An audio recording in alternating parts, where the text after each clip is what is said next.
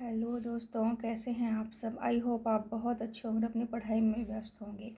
जैसा कि अपन पढ़ रहे थे कक्षा 9th की बुक से जनजाति आंदोलन में अपन ने मेर, मीणा और डूंगरपुर, बांसवाड़ा और उदयपुर, ये भील आंदोलन अपन ने पढ़ा। आज अपन पढ़ते हैं उदयपुर राज्य में मोतीलाल तेजावत का नेतृत्व। तो जो मोतीलाल तेजावत हैं उनके नेतृत्व में जो आंदोलन हुआ, एक ही आंदोलन, उसको अपन अभी पढ़ते हैं। देखिए जरा, असहयोग आंदोलन की जागृति के प्रभाव में, कौन से में, असहयोग आंदोलन के प्रभाव में 1921 में मेवाड़ व अन्य राज्यों में भीलों व गरासियों ने, ध्यान रखना वहाँ पे भील और किसान है।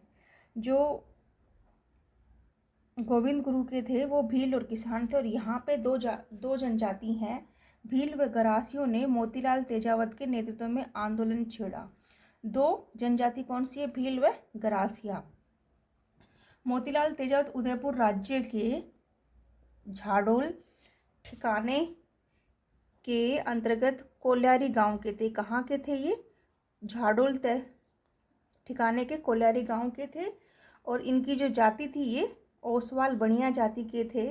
इन्होंने कुछ समय झाडोल ठिकाने के कामतर के रूप में कार्य किया था। इसी दौरान वह इस ठिकाने के भीलों के संपर्क में आए। झाडोल के जागीरदार के साथ कुछ मतभेद हो जाने के कारण उन्होंने ठिकाने की नौकरी छोड़कर फॉर्च्यून का व्यवसाय किया। फॉर्च्यून यानी किराना की दुकान खोल के बैठ गए वो।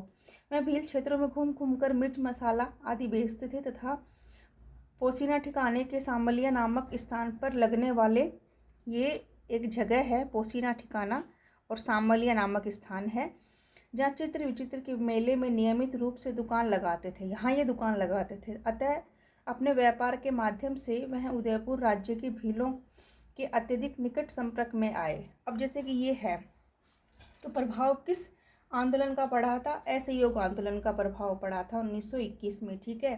जाति कौन कौन सी थी? भील व गरासिया थी। ठीक है। फिर उसके बाद में इनका जन्म कहाँ हुआ था? उदयपुर राज्य की झाडोल तहसील के कोल्यारी गांव में हुआ थे। इनकी जाति कौन सी थी? ओसवाल बनिया जाति थी। ठीक है।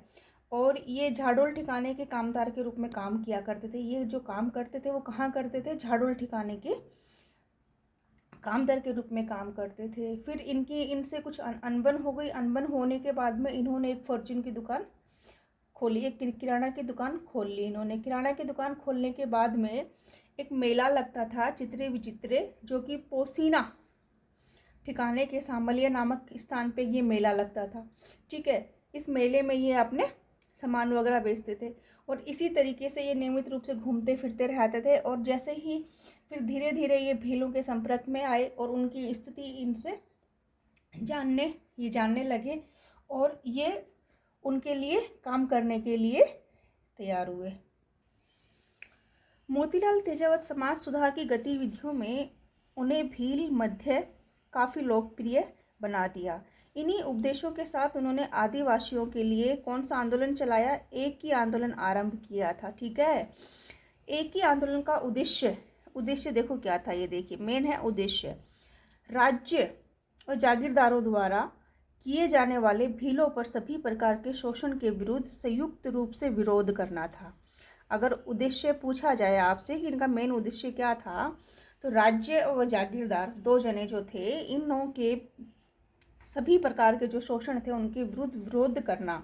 मोतीलाल तेजावत की गतिविधियां तो झाडोल जागीर तक सीमित थी। कहाँ तक थी? झाडोल जागीर तक ही सीमित थी, किंतु उनका प्रभाव अन्य भीलों में तीव्र गति से फैल रहा था। उनके बढ़ते हुए प्रभाव से सत्ताधारियों का चिंतित होना स्वाभाविक था। अतः सत्ताधारियों ने इसे एक चुनौती के रूप में लेते हुए भीलों पर जुल्म करने के कठोरतम कदम उठाए। इसी दौरान तेजावत विजय सिंह पथिक व अन्य नेताओं से मिले और उनके साथ विचार विमर्श कर भीलों की समस्याओं के समाधान हेतु कार्यक्रम तैयार किया। वह असहयोग आंदोलन से बहुत प्रभावित थे। किस आंदोलन से प्रभावित थे? असहयोग आंदोलन से बहुत प्रभावित थे, तथा वह भीलों को ऐसा ही आंदोलन छेड़ना चाहते थे। इस समय तक बिजोलिया किसान आंदोलन अपनी चरम सीमा पे था, जिससे तेजावत को भी उत्साहित किया, तथा जब जब उसे बिजोलिया के नेताओं ने से समर्थन आश्वासन मिला तो उसने अपने कार्यक्रम को अंतिम रूप प्रदान किया। जुलाई 1921 में भीलों पर करबंदी व सहित असहयोग आंदोलन आरंभ कर दिया था। झाडोल शासक की स्थिति चिंतित हो गई थी। स्थिति को नियंत्रित में लाने के ध्येय से उन्होंने 29 अगस्त 1921 को मोतीलाल तेजावत को गिरफ्तार कर लिया। तेजावत की गिरफ्तारी ने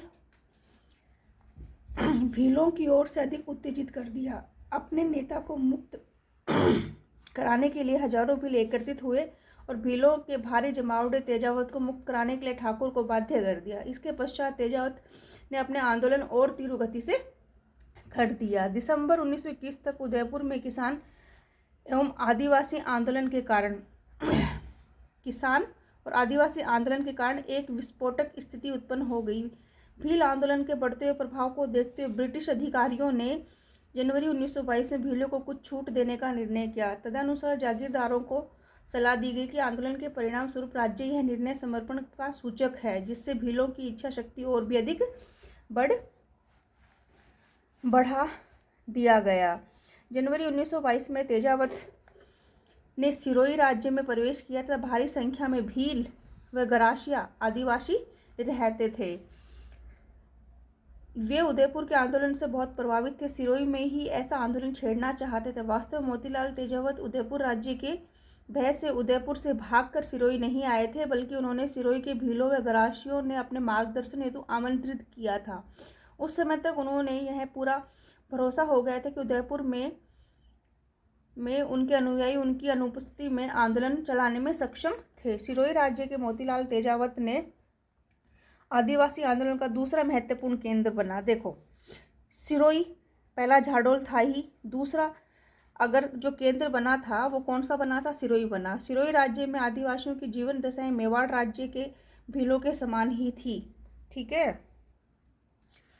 1922 में तेजावत ने सिरोही राज्य के आदिवासियों के साथ संपर्क स्थापित किया। यहीं उन्होंने उदयपुर के भीलों की पद्धति ग्रासिया आदिवासियों में समाज सुधार के कार्य आरंभ किए। उसने ग्रासियों के उत्थान हेतु समाज सुधार के साथ साथ आर्थिक संघर्ष भी आरंभ किए। जनवरी 1922 में तेजावत ने भ्रमण करते हुए भीलों ग्रासियों अनेक सभाएं की तथा उन्हें करबंदी व राज्य के साथ में असहयोग हेतु खुला आह्वान किया।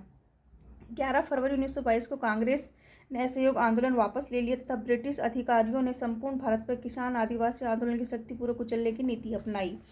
दीवान रमाकांत मालवीय ने गांधी जी पथिक राजस्थान सेवा संघ के नेताओं की सहायता से सिरोही के आदिवासी आंदोलन को समाप्त करने के प्रयास किए, किंतु अपने प्रयासों की असफलता से झुंझलाकर गिरासियों ने मुख्य गांवों की सिवाया में कर वसूली के लिए सेना भेजना का निर्णय लिया। राज्य व अंग्रेजों की सेना ने इस गांव में 12 अप्रैल 1922 में आक्रमण किया। इस सैनिक कार्रवाई में अनेक गिरासियों की जानें गई तथा फौज ने उनके घर, अनाज, पशु जलाकर उनको भारी नुकसान पहुंचाया। इसके पश्चात सैनिक अभियान जारी रहा।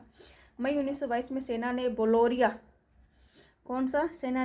बोलोरिया गांव पर आक्रमण किया तथा इस गांव का बहुत बड़ा भाग जला दिया।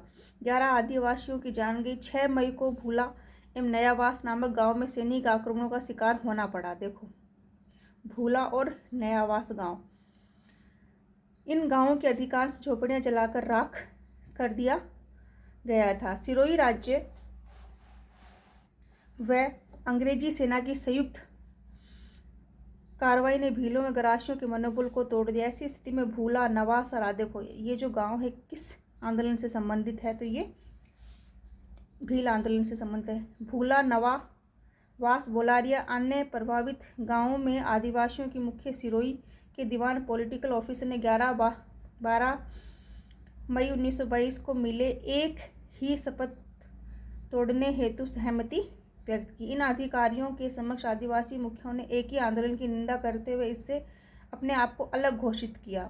इस प्रकार सिरोही के आदिवासी आंदोलन को सत्ता पक्ष के द्वारा कुचल दिया गया। अधिकारियों की मान्यता थी कि आदिवासियों ने एक ही आंदोलन को किसी राजनीति के तहत स्थगित कर दिया। इस आंदोलन के पुनर्जीवित होने की पूर्ण संभावना है। अतः दीवान व अधिकारियों ने सिरोही के शासक को सुझाव दिया कि आदिवासियों को कुछ छूट व सहूलियत देकर ही पूर्णतः शांति स्थापित की जा सकती है। मोतीलाल तेजावत 1923 में आरंभ में पुण्य एकी आंदोलन आरंभ करने का प्रयास किया। कब किया? 1923 में दोबारा किया। वैसे 1921 में स्टार्ट हुआ था, लेकिन दोबारा कब? 1923 में। किंतु उन्हें सफलता नहीं मिली। फिर भी सिरोही राज्य में भाकर, सांतपुर, पिंडवाड़ा आदि प्रगणों में अशांति बनी रही। 1927 में जाकर आदिवासी पंचों ने सिरोही राज्य के अधिकारियों के साथ समझौता किया। तत्पश्चात इस प्रगना में शांति स्थापित की जा सकी। मोतीलाल तेजावत के नेतृत्व में आरंभ में ही सिरोही व आदिवासी आंदोलन सही अर्थों में 1929 तेजावत की गिरफ्तारी के पश्चात ही समाप्त हुआ।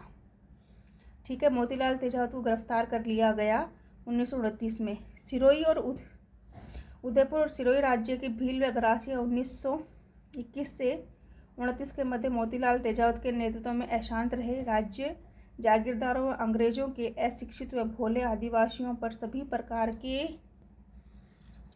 अत्याचार किए। इसी क्रम में सैनिक कार्रवाई एक श्रृंखला आरंभ की गई और जिससे आदिवासियों का मनोबल तोड़ दिया।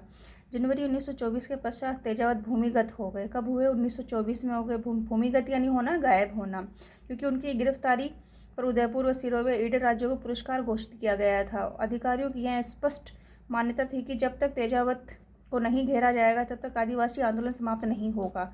3 जून 1929 को ईडर राज्य की पुलिस ने खेड़ ब्रह्मा नामक स्थान पर तेजावत को गिरफ्तार किया। कहाँ गिरफ्तार किया था? ईडर में किया था। 1929 में किया था। खेड़ ब्रह्मा नामक स्थान पे किया था। ईडर पुलिस ने उदयपुर को सौंप दिया, उदयपुर राज्य को सौंप दिया तथा उनके विरुद्ध आपराधिक मुकदमा चलाया।